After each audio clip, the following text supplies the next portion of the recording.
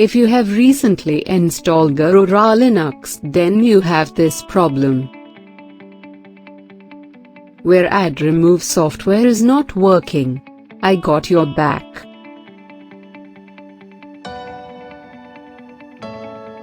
It's all because you haven't installed Pamac yet. Here are the commands you have to follow one by one.